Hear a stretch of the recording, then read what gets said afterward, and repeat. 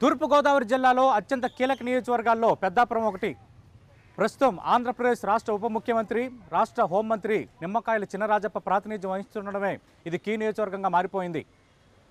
గతసారి ప్రత్యక్ష ఎన్నికల్లోకి డైరెక్ట్గా రంగంలోకి వచ్చి తొలి ప్రయత్నంలోనే విజయం సాధించి హోంమంత్రిగా, డిప్యూటీ సీఎంగా పదవి బాధ్యతలు స్వీకరించిన నిమ్మకాయల చినరాజప్ప మళ్ళీ ప్రయత్నం ఎలా ఉండబోతోంది?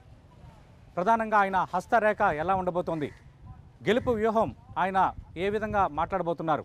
ఇదంశంపై మాట్లాడడానికి ప్రస్తుతం మనం పెద్దాపురంలో రాష్ట్ర హోంమంత్రి క్యాంప్ హౌస్ దగ్గర ఉన్నాం. ఒకసారి ఆయనతో మాట్లాడే ప్రయత్నం చేద్దాం. అటు ఎన్నికల ప్రచారానికి సంబంధించి ఆయన బిజీగా గడుపుతున్నారు, పార్టీ నేతలతో సమాలోచనలు జరుపుతున్నారు, ఓటర్ల జాబితాలు, దానికి సంబంధించిన వివరాలు, ప్రచారం ఎప్పుడెప్పుడు ఎక్కడెక్కడ చేయాలి, ఏ మండలాల పరిధిలో చేయాలి అంటూ ఆయన పూర్తి స్థాయిలో వ్యూహంలో మునిగి తేలుతున్నారు. ప్రస్తుతం మనం చినరాజప్ప గారితో మాట్లాడే ప్రయత్నం చేద్దాం. చినరాజప్ప గారు నమస్తే అండి, బాగున్నారా? రైట్, ఎలా అనిపిస్తుంది? మీరు అంటే చాలా సంవత్సరాల నుంచి రాజకీయాల్లో ఉన్నారు, కానీ ప్రత్యక్ష రాజకీయాల్లోకి గత ఎన్నికల్లోనే తొలిసారిగా రంగంలోకి దిగారు. తొలి ప్రయత్నంలోనే విజయం సాధించడం, రాష్ట్ర హోంమంత్రిగా, ఉప ముఖ్యమంత్రిగా బాధ్యతలు స్వీకరించడం, అంటే గత 5 ఏళ్లలో ఏం చేశారంటే ఏం చెప్తారు? గౌరవ ముఖ్యమంత్రి గారు చంద్రబాబు నాయుడు గారు గతసారి నేను సీట్ అడగకుండానే సీట్ ఇచ్చి పెద్దాపురం పంపించడం జరిగింది. కార్యకర్తలు అందరూ, నాయకులు, కార్యకర్తల సహకారంతో విజయం సాధించాం. మరి విజయం సాధించిన కాడి నుంచి కూడా ఇది నా సొంత ఊర్లాగా, మరి పెద్దాపురం నా సొంత ఊర్లాగా ఉండి ఇక్కడ ఇల్లు కట్టుకుని ఇక్కడే ఉండి మరి 5 సంవత్సరాల్లో కూడా అభివృద్ధి చేశాను. 1000 కోట్లు అభివృద్ధి కార్యక్రమాలు చేశాను. అలాగే మున్సిపాలిటీకి సంబంధించి, పంచాయతీలకు సంబంధించి బాగా చేసాం. అలాగే పెద్దాపురం సంబంధించి డివిజన్ హెడ్ క్వార్టర్, అన్ని ఆఫీసులు కూడా 100 సంవత్సరాలు అయిపోయినాయి. కొత్త ఆఫీసులు అన్ని ఆఫీసులు కూడా కట్టించడం జరిగింది. డబుల్ రోడ్డు, సెంట్రల్ లైటింగు, పార్కులు అన్నీ కూడా అభివృద్ధి చేసాం. మున్సిపాలిటీ బాగా పనిచేసింది. చైర్మన్ రాజుగారు, పెద్దాపురం రాజుగారు కానీ సామలకోట కానీ బాగా పనిచేశారు. అలాగే గ్రామానికి వచ్చేటప్పుడు నాయకులు, కార్యకర్తల సహకారం ఎప్పుడు కూడా సింగిల్ నాయకత్వమే కాకుండా అందరూ సమిష్టిగా ఇక్కడ నిర్ణయం తీసుకోవడం జరిగింది. నెలకోసారి సమన్వయ కమిటీ మీటింగ్ వేసుకుని నాయకులు, పెద్దలు అందరూ కూర్చుని ఓపెన్గా డిస్కస్ చేసి ఏమైనా తప్పులు జరిగి సరిదిద్దుకుని డెవలప్మెంట్ ఎలాగ వెళ్ళాలని ముందుకెళ్ళడం వలన ఇలా ఈరోజు సునాయాసంగా కార్యకర్తలు అందరూ కూడా 100% నాతో ఉండి ఇవాళ విజయానికి ఏ గ్రామానికి ఆ గ్రామం ఇవాళ కష్టపడి పనిచేస్తున్నారు. అలాగే ప్రజలు కూడా మరి 5 సంవత్సరాలను కూడా బాగా చేశాడు అనే బాగా చేసాడు, రాజప్ప ఉండాలన్నదే ప్రతి ఒక్కరూ కూడా నువ్వే ఉండాలి, మీరే రావాలన్నది ఒకటి. అలాగే చంద్రబాబు నాయుడు నాయకత్వంలో మరి 5 సంవత్సరాలను కూడా మరి అనేక కార్యక్రమాలు చేసి మరి ఇవాళ ఏదైతే హామీలు ఇచ్చాడో హామీలను పూర్తి చేయడమే కాకుండా అభివృద్ధిలో కూడా ముందుకెళ్ళి వీళ్ళన్నీ చేసేట కనుక ఇవాళ చంద్రబాబు నాయకత్వంలో మేము తప్పనిసరిగా ఉంటామని చెప్పి పెద్ద ఎత్తున మహిళలు ముందుకు వస్తున్నారు, వృద్ధులు ముందుకు వస్తున్నారు, రైతులు ముందుకు వస్తున్నారు, యువత ముందుకు వస్తుంది. దాని ద్వారా ఇవాళ సునాయాసంగా మరి ఇక్కడ పెద్దాపురం నియోజకవర్గంలో విజయం సాధించడం, అలాగే తూర్పుగోదావరి జిల్లాకు సంబంధించి నా వరకు తెలిసిన వరకు కూడా అభ్యర్థుల సెలక్షన్ బాగా జరిగింది. విజయం కూడా ఎక్కువ అవకాశాలు మాకే ఉన్నాయి. అంటే తూర్పుగోదావరి జిల్లాలో 19 నియోజకవర్గాలకు సంబంధించి గెలుపోవటంలో మీరు బాధ్యత తీసుకుంటారా? తప్పకుండా బాధ్యత తీసుకుంటాను. ఎందుకంటే నేను ఈ 5 సంవత్సరాల్లోని ఓ పక్కనే ఈ శాసనసభ్యుడిగా, ఓ పక్కన మంత్రిగా, ఓ పక్కన పార్టీ కార్యక్రమాలు కూడా యనమల రామకృష్ణతో కలిసి, మా ఎమ్మెల్యేలతో కలిసి పూర్తి బాధ్యత వహించి మేము కష్టపడి పనిచేసాం, అభివృద్ధి కార్యక్రమాలు చేసాం. తూర్పుగోదావరి ప్రజలు కూడా తెలుగుదేశం పార్టీకి మద్దతు పలికి ఇవాళ ప్రజలందరూ మాతో ఉన్నారు. అభివృద్ధి బాగా జరిగింది. ప్రాజెక్టులు మేము తీసుకొచ్చి తప్పనిసరిగా మేము బాధ్యత తీసుకుంటాం. మొన్నటి వరకు మీ పార్టీలో పార్లమెంటరీ పార్టీ నేతగా ఉన్న తోట నరసింహం సతీమణి తోట వాణి మీకు ప్రత్యర్థిగా రంగంలో దిగారు. ఎలా ఢీకొని పోతున్నారు? ఆయన కాంగ్రెస్లో ఉన్నాడు. కాంగ్రెస్లో ఉండగా తెలుగుదేశం పార్టీలోకి ఎంపీ క్యాండిడేట్ అభ్యర్థిగా వచ్చాడు. 5 సంవత్సరాల్లో సర్వీసు, 5 సంవత్సరాలు వచ్చిన వెంటనే మేము ఎంపీ ఇచ్చాం, లోక్సభకి నాయకత్వం ఇచ్చాం, పార్లమెంటరీ పార్టీ ఇచ్చాం. ఇచ్చిన తర్వాత ఆయన నాకు ఆరోగ్యం బాగోలేదు, నేను పోటీ చేయనని చెప్పి చంద్రబాబు నాయుడు డైరెక్ట్కి వెళ్ళి మా కుటుంబంలో ఏమని చెప్పడం జరిగింది. చంద్రబాబు నాయుడు నేను పరిశీలించాలని చెప్పాడు. ఇక్కడ అభ్యర్థులు వచ్చేటప్పటికి మేము పెద్దాపురం కాకినాడ పార్లమెంట్కి వచ్చేటప్పటికి అభ్యర్థులు అందరూ పాత అభ్యర్థులే ఇంచుమించులో వచ్చాం. అందుచేత అడ్జస్ట్ చేయలేకపోయాడు. ఇక పచ్చాన్నంగా ఎమ్మెల్సీ ఇస్తానని చెప్పి పంపించాడు. మరి అది పట్టించుకోకుండా పోటీకి దిగేరేళ్ళు. అంటే ప్రజలు ఇవాళ ఆవిడ కూడా ఏం చెప్పిందంటే నేను రాజప్పని ఓడించినాక వచ్చిందని చెప్పింది.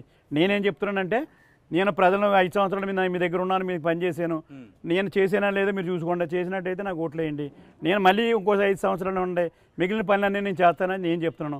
ఆవిడైతే నేను రాజప్పని ఓడించినాక వచ్చింది కానీ అభివృద్ధి చేస్తానని చెప్పట్లేదు, నా పగ తీర్చుకోవడానికి వచ్చింది అన్నాడు.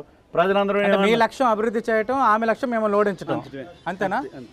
ఓకే, అంటే ఇప్పుడు ఇక్కడ మరో కీలకమైన అంశం పెద్దాపురం నియోజకవర్గం సంబంధించి కాపు సామాజిక వర్గం ఓట్లు 40% పైగా ఉన్నాయి. ఆమె కూడా కాపు సామాజిక వర్గం, మీరు కూడా కాపు సామాజిక వర్గం, అలాగే ఆమెకి బంధుత్వాలు కూడా ఎక్కువ ఉన్నాయన్న ఒక ప్రచారం ఉంది. ఒకటి ఇక్కడ పెద్దాపురం నియోజకవర్గంలో ప్రతి గుండె కూడా తట్టే నేను ఈ 5 సంవత్సరంలో ప్రతి ఒక్కటి ఇంటికి వెళ్ళాను, కార్యకర్తలను చూసుకున్నాను, ప్రజలను చూసుకున్నాను, అభివృద్ధి చేశాను. ఈవేళ ఈ పరిస్థితిలో ప్రజలు నేను ఇప్పుడు మీరు వెళ్ళి ఎంక్వైరీ చేసుకున్నప్పుడు వన్ సైడ్గా ప్రజలందరూ కూడా నా పక్క చెప్తున్నారు. ఇప్పుడు ఆవిడకి సింపతి లేదు, ఎందుకంటే 5 సంవత్సరాలు ఎంపీ చేశారు, ఇక్కడే చేశారు. ఆవిడకి ఆరోగ్యం పోలేదు, ఆయనే చెప్పిన తర్వాత ఒక ఎమ్మెల్సీ ఇస్తున్నప్పుడు అంగీకరించాలి తప్పించి పోటీకి రాకూడదు. ఇది ఈ ప్రాంతం కాదు. ఆవిడ జగ్గంపేట నియోజకవర్గం పెద్దాపురంకి వచ్చారు. నేనైతే ఇక్కడ నేను కూడా బయట ఉండే, కానీ నేను ఇక్కడ వచ్చి ఇల్లు కట్టుకొని ఇక్కడే ఉండి ఈ 5 సంవత్సరాలు వీళ్ళు అందుబాటులో ఉండి ఇక్కడ పాలన పరిష్కారం చేసి ఇలా ప్రజల్లో మన్నను పొందే నేను చేత ప్రజలందరూ నాతో ఉంటారు, కానీ ఇప్పుడు రారు. అది అంటే ఈసారి అధికారంలోకి వస్తే ఖచ్చితంగా ఈ కార్యక్రమాలు చేస్తానని చెప్పగలరా పెద్దాపురం సంబంధించి? ఇప్పుడు నేను 100కి 80% పనిచేశాను ఇక్కడ పెద్దాపురంలో, ఇంకో 20% ప్రజలు కూడా అదే కోరుతున్నాను. నేను నా పనులు పూర్తవుతున్నాయి, నాకు ఒక అవకాశం ఉండే 70% పూర్తి చేస్తాను. అదే కాకుండా ఏవైతే ఇంకా కొత్త ఉన్నాయో కొత్త కూడా స్టార్ట్ చేయడానికి సిద్ధంగా ఉన్నాను. నేను వచ్చిన కాడి నుంచి కూడా ప్రజలు కోరింది చేశాను, నాకు చూసింది డెవలప్ చేయాలనుకున్నా నేను కూడా చేశాను. వీళ్ళందరూ కూడా నాకు సహకారం చేశారు.